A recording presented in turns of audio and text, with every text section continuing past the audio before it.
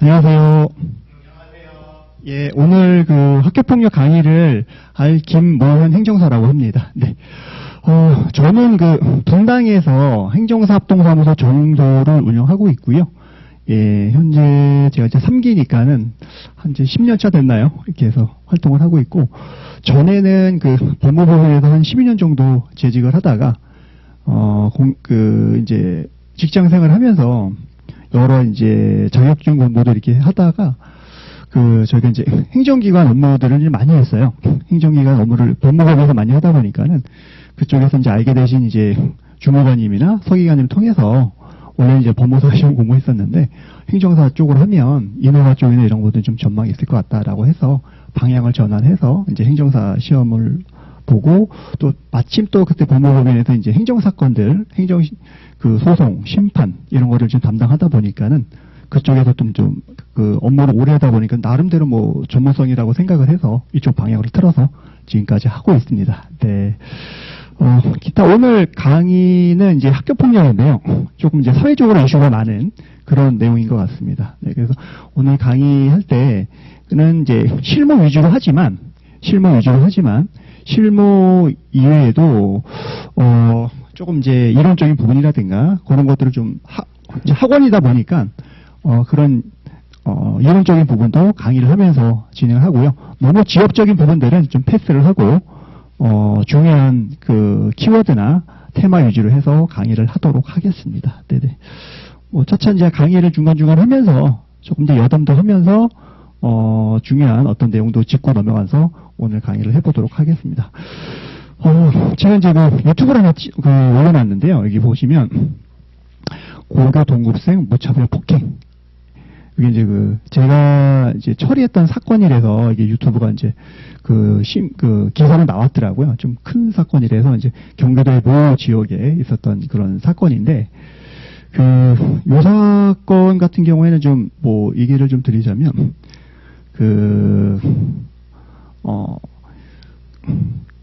학교에 이렇게 앉아있는데, 이렇게 앉아있었어요. 이렇게 앉아있는데, 갑자기 뒤에 와서, 사정없이 휴대폰으로 이제 가격을 하고, 그러면서 뒤로 넘어지면서, 의자니까 뒤로 넘어지겠죠? 그러면서 머리 뒤로 까당하면서 기억이 잃은 상태에서도 계속해서 그런 폭행을 한 그런 사안입니다. 네, 그런 사안이고요. 좀 많이 학생이 다쳤어요. 또 그걸로 인해서 좀 피해도 좀 컸었고요. 그래서 이제 좀 학교에서도 좀 행정심판이나 이런 것도 좀 부당하게 나고 이렇게 했었는데, 결국에는 이제 행정심판위원회에서 조금 이제 좋은 결과가 나와서 그나마 이제 부모님이 이제 위안을 삼았던 그런 사건이라서, 조금 그런 학교폭력의 어떤 심각성이나 이런 부분들을 처음에 인식을 하면서, 강의를 들어가는 게 어떨까라는 생각을 해서, 준비를 해봤습니다. 잠깐 한번 보실까요?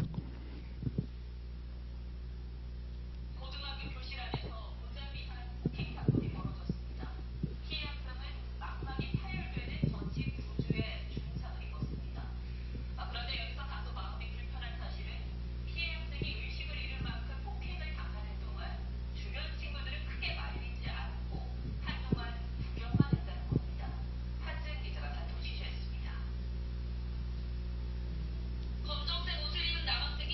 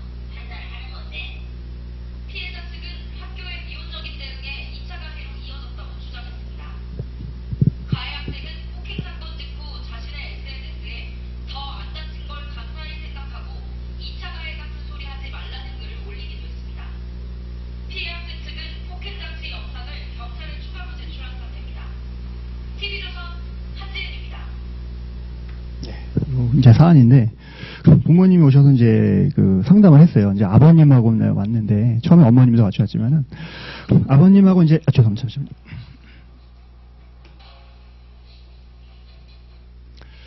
아버님하고 이제 상담을 하는데, 일단은 이제 사실관계를 좀 파악을 해야 되잖아요.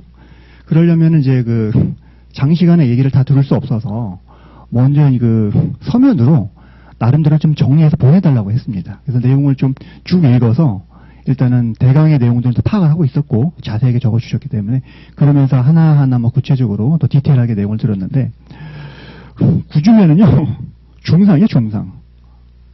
구주면은 중상입니다. 이런 상태인데 눈이 막 이렇게 막 충혈되고 막 피가 나지고 터지고 얼굴이 장난이 아닙니다. 그냥 뒤로 어떤 기절했어요. 그런 아이를 계속해서 타고 휴대폰 같은 걸로 내려치고 뭐 이렇게 한 거죠. 그렇게 해서 이제 다친 아이인데 아버님이 이제 설명하면서 우시더라고요. 그냥 뭐 저한테 오셔가지고 얘기를 하시는데 막 눈물을 흘리면서 얘기를 하시는 거예요. 이렇게 누구라도 아마 뭐 자식이 있으시니까 다 아시겠지만 아마 그 정말 마음이 이제 메어지는 그렇게 하면서 상담을 그 1시간 동안 이어갔습니다. 그렇게 해서 얘기를 하고 더욱더 이제 아버님께서 이제 그 속된 말로 이제 복창이 터지는 건 학교에서 너무 미온적인 걸로 대응을 하는 거예요.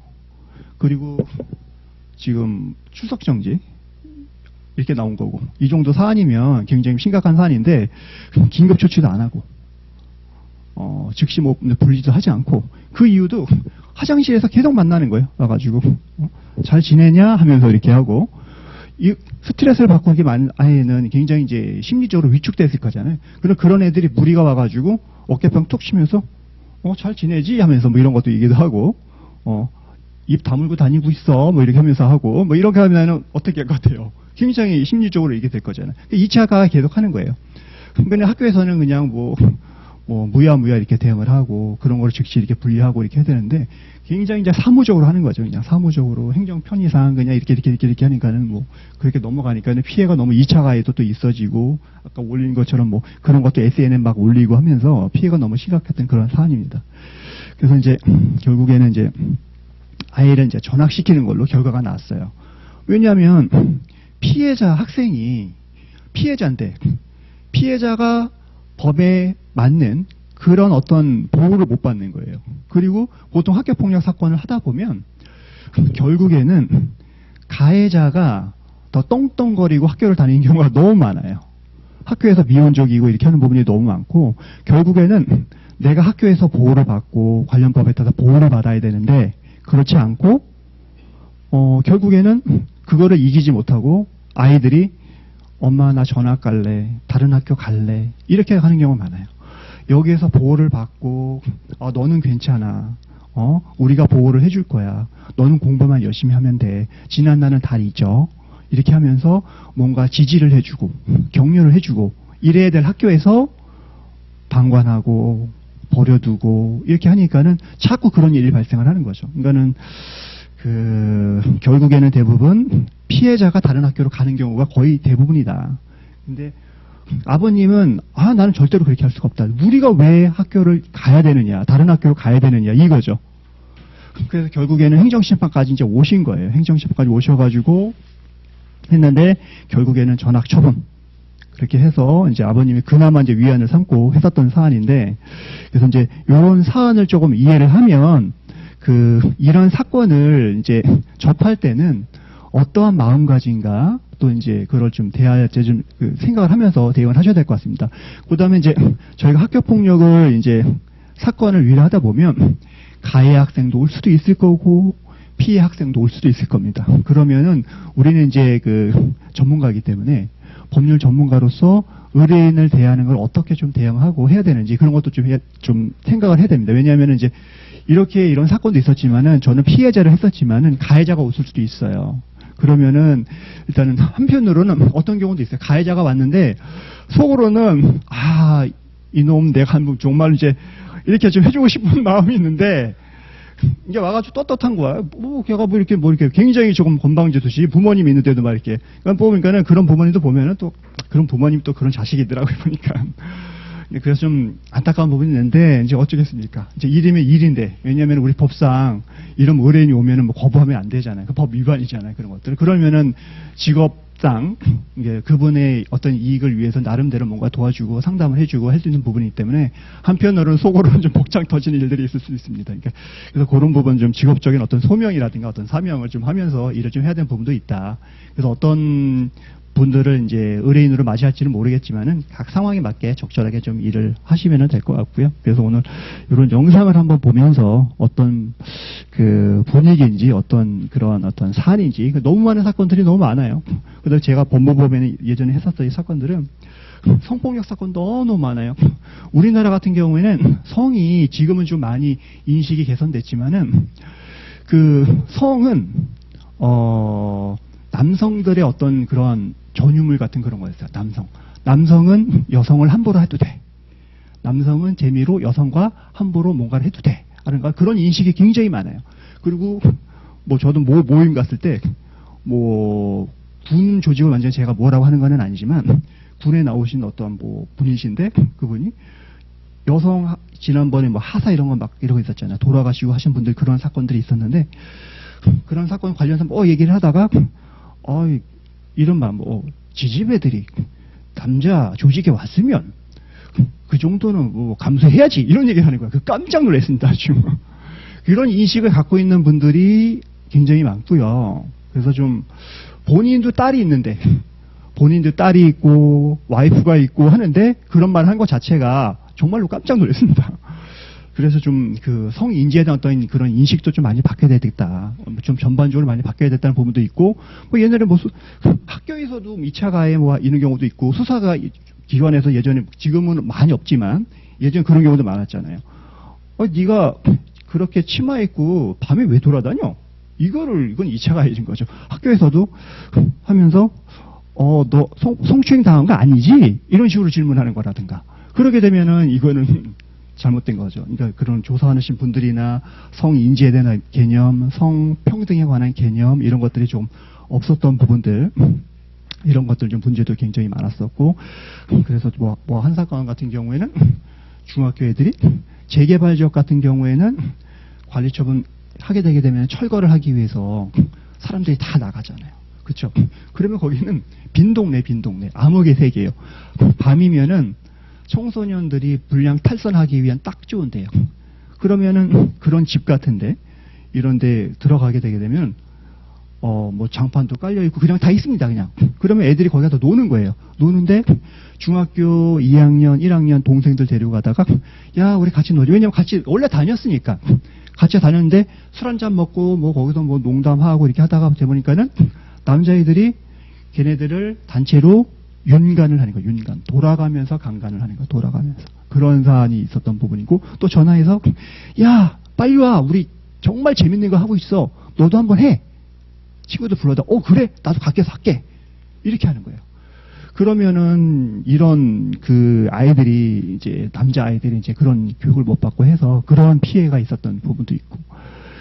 와서 이제 피해자 부모님 오셨는데, 그냥 이제 부모님들이 아주 그냥, 말이 아니죠.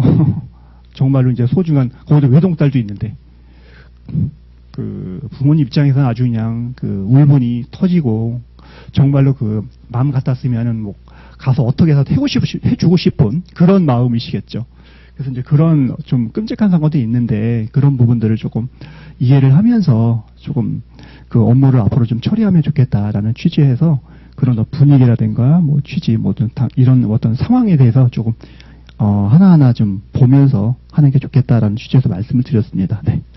일단 이제 법원으로 들어가서 우리가 이제 어떤 사건이든 일을 처리를 하려면 먼저 뭐를 봐야 되죠? 예를 들면 우리 행정사들은 업무가 너무너무 많아요. 모든 행정법률에 관련돼 보면요. 알 수 없는 부분에 대해서 굉장히 모르는 거 많아요. 얼마 전에도 저도 뭐 이제 모르는 법률인데 뭐 에너지 관련된 법률인데 뭐를 해달라고 하셨어요. 그럼 뭐 거기에 보니까는 뭐 등록 인허가 뭐 행정처분 뭐 이의신청부터 막 있더라고요. 근데 관련된 법은 항상 있는 존재는 그 법을 갖고 먹고 사는 사람, 적용받는 사람들이 있다는 거예요. 그러면 그런 분들이 항상 연락을 주신단 말이에요. 하다못해 앞에 있는 수많은 식당들도 있고 오늘같이 학교폭력 관련된 거 적용받는 분도 있단 말이에요. 그러면 의뢰인들이 오시거나 행정기관에서 뭔가 처분을 받았습니다 하면은 우리는 먼저 그 관련된 법률을 법제처에 들어가서 찾아보셔야 되는 거예요. 찾아봐서 법제처에 들어가면은 법이 있고 시행령이 있고 시행규칙이 있습니다. 그런 내용들을 보고 아, 법 체계가 이렇게 되어 있구나. 이런 규정에 따라서 이 사람이 나한테 이런 걸 의뢰를 했구나. 식당에서 청소년 주류 제공으로 처벌을 받았다는데 그러면은 이거는 어떤 규정에서 받지? 하면 법을 찾아보는 거예요. 그러면 보면 아, 이런 규정 때문에 청소년들한테 주류를 제공하면은 안 되고 영업정지 2개월이 나오고 감경 사유는 어떤 게 있고 절차는 어떻게 밟고 법이 기본적으로 다 있습니다. 법을 내용을 보고 법을 한번 읽어보고 그런 다음에 잘 모르겠으면 블로그나 선배들이 적어놓은 블로그도 한번 서칭을 해보고 세 번째로 담당 주무관한테 절차 같은 것도 물어보고 이렇게 하면서 일을 처리하는 방법으로 이제 하셔야 되기 때문에 마찬가지로 우리도 오늘 그 학교 폭력에 관한 법을 먼저 한번 살펴보고 그런 다음에 자세한 내용들을 좀 보도록 하겠습니다. 여기 앞에를 보셔도 되고 휴대폰을 띄워서 보셔도 되세요. 보시면 그 모든 법률은 앞에 목적이 나와 있고 정의가 나와 있습니다. 그래서 공부를 하실 때는 어떤 법률이든 그 법에서 이해해야 하는 법에 대한 용어를 이해를 하셔야 되세요. 그래서 학교폭력법에서 말하는 학교폭력이란 뭐냐라는 거 개념부터 알아야 되겠죠. 그렇죠? 그러면 학교폭력이란 학교 내외에서라고 되어 있습니다. 그러니까 학교뿐만이 아니라 학교 밖에서도 상해라든가 폭행, 협박, 감금, 약취, 유인, 명예훼손 쭉 이런 법률들이 있습니다. 이런 행위들이 있어요. 그러면 이런 것들에 해당되는 것은 아, 학교 폭력이구나 라고 이제 이해를 하셔야 되세요. 그리고 따돌림이란 뭐냐? 따돌림이란 2인 이상의 학생들이 특정인이나 특정 집단의 학생들을 대상으로 지속적이거나 반복적으로 신체 또는 심리적으로 공격을 가하여 상대방이 고통을 느끼도록 하는 모든 행위를 말한다라고 이제 규정이 되어 있습니다. 마지막으로 이 밑에도 보면 또 사이버 따돌림이다. 그래서 어떤 내용이다. 인터넷이나 휴대폰 등 정보통신 기기를 이용하여 학생들이 특정 학생들 대상으로 지속적으로 반복적으로 심리적 공격을 가하거나 특정 학생과 관련된 개인정보 또는 허위사실을 유포하여 상대방이 고통을 느끼도록 하는 모든 행위를 말한다. 그래서 이렇게 정의가 딱 나와 있기 때문에 이런 정의를 이해를 하고 그런 다음에 법을 밑으로 보셔야지만 이해가 됩니다. 그리고 학교폭력을 하려면 우리 업무 처리를 하려면 관련된 형법에 관한 정의들도 자세히 알고 계셔야 되세요. 그래서 형법을 좀 공부를 하셔야 된다. 보시면 상해가 있고 폭행이 있고 감금이 있고 협박이 있다. 형법 다 각치기에 있는 규정 법률들이 있잖아요. 뭐 약취, 유인, 명예훼손 이런 것들. 그러면 예를 들어서 명예훼손이 뭐지? 명예훼손. 그러면 명예훼손이라는 거는 그 형법에 규정이 되어 있잖아요. 사실 또는 허위의 사실을 공연하게 유포했을 때, 그러니까 공연성이라고 하죠. 공연성 있게 그렇게 유포했을 때는 처벌을 한다라고 되어 있습니다. 그렇기 때문에 법에서 형법에서 정해져 있는 명예훼손이라는 개념을 이해를 하셔야 되는 거예요. 그러면 어떤 사건이 있을 때 명예훼손을 막 주장을 하는 거예요. 그러면 학교폭력할 때 이거는 명예훼손이라고 볼 수가 없습니다. 이런 경우에는 형법상 명예훼손의 정의는 위법성에 대한 어떤 고의도 있어야 되고 구성 요건에 어떤 맞아야 되고 또 위법성도 있어야 되고 이런 요건도 맞고 이렇게 해야 되는데 이것만 단순하게 이런 사실만 갖고는 명예훼손이라고 볼 수가 없다라고 이제 그걸 논리를 전개를 하셔야 되겠죠. 그래서 이제 개념을 알아야 되기 때문에 그 시간이 되실 땐 형법을 좀 공부를 하시고 많은 양을 다 한 번에 우리가 공부할 양이 많으니까 다 할 수는 없지만 만약에 그렇지 않더라도 어떤 사안이 주장사항이 감금이 됐든 명예훼손이 됐든 공갈이 됐든 이런 게 됐든 형법상 먼저 관련된 내용을 한번 좀 공부를 하시는 게 좋겠다. 그래서 그래야지만 왜냐하면 이런 것들을 얘기를 해서 명예훼손이 아니라고 하게 되면 이건 학교폭력이 아닙니다라고 해서 한번 더 주장해 볼 수 있어요. 예전에도 그런 사안이 있어서 이거를 학교폭력의 성립 요건이 아니다 해서 이 법률을 적용할 수 없다라고 해가지고 사건이 끝난 사건들도 있었거든요. 그래서 그 사안을 이 학교폭력법으로 의율할 수 있는 학교폭력 대상인지 그렇지 않은지를 하고 그러면 학교폭력에 해당이 되는 거네라고 하면 그때서야 이 법에 대해서 하나씩 공부를 하면서 적용하는 방법으로 가야 되지 않을까 이렇게 생각이 됩니다. 그래서 그런 방법으로 조금 하셔야 될 거예요.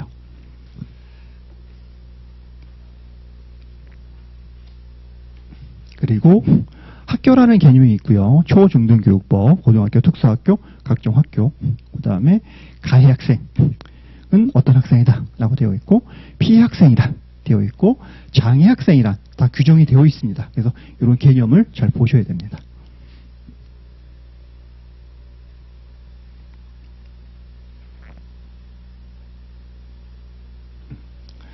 이건 뭐 개념이 좀 바뀌었나 보네요. 이게 좀 법이 이제 예정된 거기 때문에 피해 학생이란 학교 폭력으로 인하여 바뀐 건데 이것도 한번 좀 보시고요. 일단 중요한 것만 법에서 체크를 하고 넘어갈게요. 됐고 요거는 됐고 패스를 하고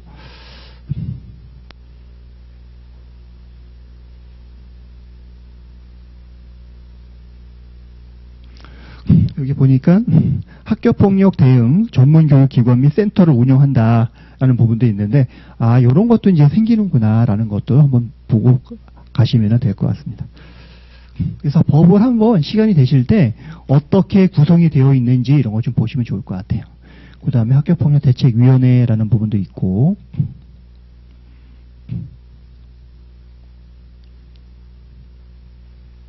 교육감의 의무 이런 것도 한번 읽어보시고요. 학교폭력 조사 상담은 어떻게 해야 되는지 그래서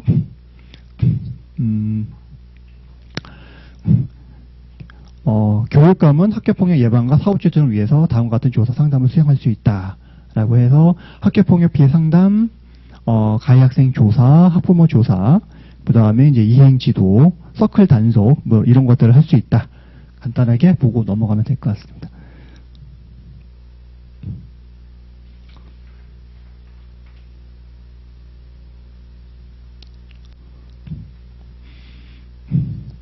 중요한 거는 이제 학교폭력 이제 심의위원회죠. 학교폭력 대책심의위원회. 저 같은 경우도 올해 학교폭력 대책심의위원회 이제 위촉하는 거 한번 신청을 했거든요. 그러면은 이제 그 심의를 해서 이제 거기 선정이 되면 학교폭력 대책심의위원회 가가지고 이제 활동을 하는 거예요. 그래서 이제 혹시 학교를 다니는 자녀가 있으시다면 한 번쯤 부모로서 한번 하신 것도 있고요. 아니면 전문가 과정도 있어요. 뭐 예를 들면 뭐 저 같은 경우에는 이제 현재 이제 법무부 청소년 범죄위원회라든가 또 이제 사회복지사 자격이 있어서 막 관련된 사회복지 기관에서도 뭔가 좀 활동도 하고 그다음에 성폭력 관련된 상담센터에서 여성가족부가 주는 교육도 뭐 수료를 하고 이런 뭐 조건이 돼서 한번 신청을 해봤습니다. 그래서 신청을 해도 아직은 이제 뭐 결과는 안 나왔는데 요거는 이제 학교폭력대책위원회는 만약에 하신다면 전문가로서 한번 이런 자격을 갖추셔가지고 전문가로서 신청할 수도 있고 부모위원으로 신청할 수가 있어요. 부모위원 같은 경우에는 학교에서 학교장 추천만 받으면 됩니다. 추천받은 내용 쓰시면 되고 전문가위원은 그런 관련된 이력이 있는지 아닌지를 좀 하셔서 하시면 됩니다. 왜냐하면 이제 우리가 이제 행정사로서 행정법률 전문가로서 가시려면 나름대로 우리 관련된 이제 이력을 많이 만들어 놓으시는 게 좋으세요. 저 같은 경우에도 법무부 청소년 범죄위원회라든가 뭐 이런 뭐 위원회라든가 이런 거를 그냥 가려고 하는 게 하다못해 주민자치위원도 하고 있어요. 왜냐하면 이제 우리만의 어떤 나만의 어떤 남들이 볼 수 있는 그런 뭐 스펙을 만들려고 하는 거예요. 그런 스펙을 좀 많이 만드셔서 하시면 좋을 것 같아요. 그래서 스펙을 만드는 과정으로 할 수도 있고 그걸 또 경력으로 활용할 수도 있으니까는 그렇게 하면 좋을 것 같다. 그래서 보시면 학교폭력대책심의위원회 예전에는 학폭을 하면 학폭 심의를 국법에서 학교에서 했죠. 근데 학교에서 하다 보니까 너무 전문성이 없어요.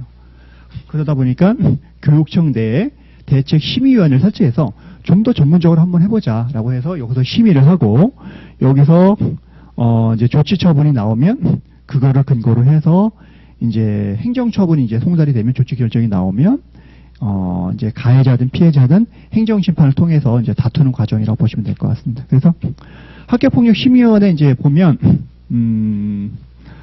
어떠한 이제 임무를 하냐면 학교폭력 예방 및 대책에 관한 부분, 피해 학생을 보호한다든가, 가해 학생에 대한 교육, 선도, 징계. 행정사위를 주로 많이 하는 데가 3호죠. 가해 학생에 대한 선도, 징계에 관한 처분에 대해서 우리가 구제하는 업무를 많이 하죠. 그 다음에 네 번째로는 분쟁 조정을 합니다. 분쟁 조정. 분쟁 조정이라는 거는 결국에는 이 사건을 법원에 가기 전에 민사적으로 원만하게 한번 해보자. 그러니까 행정기관 내에서 우리가 민사하면 법원에서만 우리가 소송을 제기해서 할 수 있다고 생각을 하지만 행정사님들이 민사적으로 개입할 수 있는 부분들이 각 행정기관마다 민사사건을 행정적으로 해결할 수 있는 그런 민사제도 같은 게 있어요. 그게 바로 분쟁조정위원회입니다. 뭐 대표적으로 상사중재위원 아시죠? 아시고 환경분쟁조정위원회 아시죠? 건설분쟁조정위원회, 건축분쟁조정위원회 이런 조정위원회가 굉장히 많아요. 기술분쟁모소심의위원회 이런 것들이 굉장히 많이 있습니다. 그런 것들은 대부분 민사에 관한 부분들을 해결하는 것이다. 그래서 행정사님들이 법원의 민사사건에 대해서 이렇게 하는 거는 할 수는 없지만 행정기관에서 이루어진 여러 가지 분쟁조정제도를 해서 할 수 있다. 그래서 행정사님들 이제 분쟁조정 신청서 민사적으로 그런 관련된 내용 우리가 민법을 공부했잖아요. 그러면은 민법에 관련된 내용들이라든가 이런 거를 뭐 손해배상 산정에 관한 부분들 작성을 해서 진행하는 방법이 있다라고 보시면 될 것 같아요. 그래서 학교폭력대책위원회에서 이런 것들을 한다. 일단은 좀 보고 그다음에 자세한 거 살펴보도록 하겠습니다. 여기 보시면 구성 심의위원회는요 10명 이상 50인 이내에 위원으로 구성을 하되 전체 위원회 3분의 1 이상을 해당 교육지원청을 관할 구역 내 학교에 소속된 학생이 학부모로 위촉하여야 한다라고 강행 규정으로 되어 있습니다.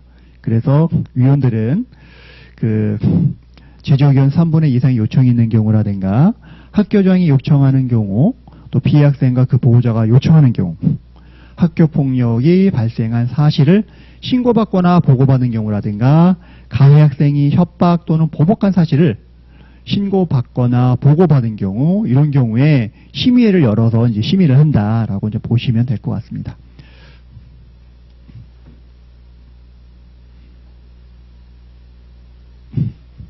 그리고 심의위원회는 회의 일시 장소 출석위원 토의 내용 의견사항을 이제 회의록에 다 기록을 하고 이제 보존을 합니다.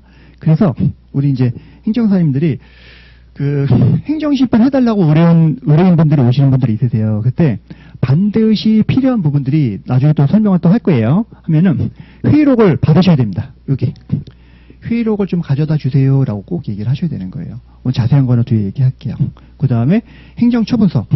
우리가 이제 행정사기 때문에 항상 의뢰인들한테 어떤 사건이든 처음에 전화를 받으면 먼저 행정기관에서 받은 행정처분서를 먼저 좀 보내주세요라고 하셔야 되는 거예요.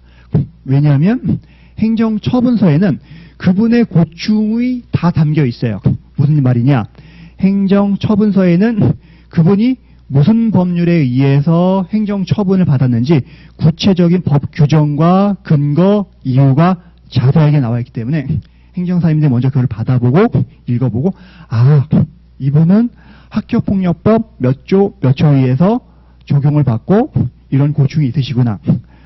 이분은 식품위생법 몇 조 몇 초 때문에 영업정지를 받아서 고충이 있으시구나라는 걸 판단하시는 거예요.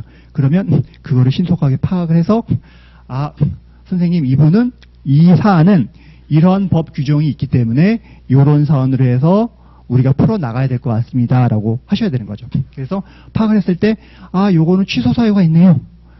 요거는 감경할 만한 사유가 있네요. 요거는 우리가 행정 전문가로서 분석을 해주는 거예요. 분석을 해줘서 방향을 설정해주고 전략을 짜주고 절차를 알려드리고 관련된 규정을 알려서 일을 한다라고 이제 보시면 되세요.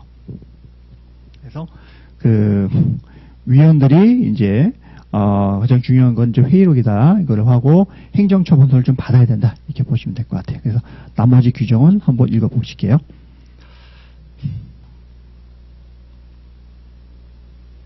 이렇게 밑에 보면 빨간 것들이 있죠. 이거는 이제 바뀌는 거예요. 그래서 바뀌는 거기 때문에 한 번쯤 읽어보셔야 됩니다. 일을 하실 때 보시면 시행일이 언제죠? 보시면 2024년 3월 1일이에요. 행정사님들이 개업을 해서 하실 때는 이 규정이 적용되는 거예요. 바뀐 규정으로 하시는 거예요. 바뀐 규정으로 해서 바뀐 내용들을 확인하셔가지고 아 이런 거기 있구나. 예를 들면 심의위원회는 심의 과정에서 소아과 의사 뭐 이런 거 블라블라 해서 이런 전문가들 출석하게 하거나 서면 등의 방법으로 의견을 청취할 수 있다라고 하신 거예요. 그러면 이 내용을 딱 보면 어떤 생각이 드실까요? 그럼 행정사님들이 일을 할 때 아 이 사건은 예를 들면 얘가 맞아가지고 아까 사안처럼 굉장히 정신적으로 트라우마 이렇게 있은 거예요. 그러면 이 사안은 심각성을 판단할 때는 아 위원회 할 때요 우리 정신 소아과라든가 이분들 추천해서 불러다가 한 번쯤 얘기를 들어보는 게 맞을 것 같습니다라고 우리가 의견을 써주는 거죠.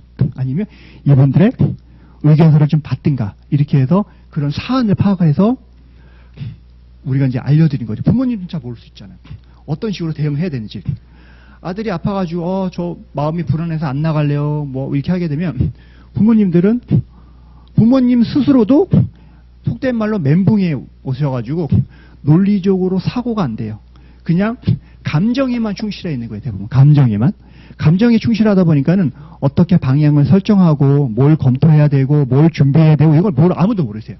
그러면 행정사님들이 그거를 분석을 해서 파악을 해서 아 이 상태는 이런 상황이 하고 심의를 할 때는 이런 부분에 대해서 집중적으로 우리가 확인을 하고 의견을 개진해야 됩니다. 그래서 반드시 아동심리학 전문가와 심리학자와 정신건강의학 의사가 반드시 필요하고 나오셔서 관련된 사항에 대해서 의견을 들어봐야 됩니다. 라고 얘기를 하셔야 되세요.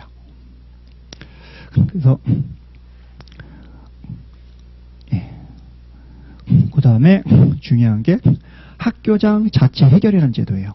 이따가도 보겠지만 다시 말하면 경미한 사안에 대해서는 교장 선생님께서 자체적으로 가해 학생과 피해 학생의 동의를 받아서 학교 내에서 자체적으로 해결할 수 있는 제도가 이 제도다라고 보시면 되세요. 네, 그럼 또 뒤에 넘어가서 좀 볼게요.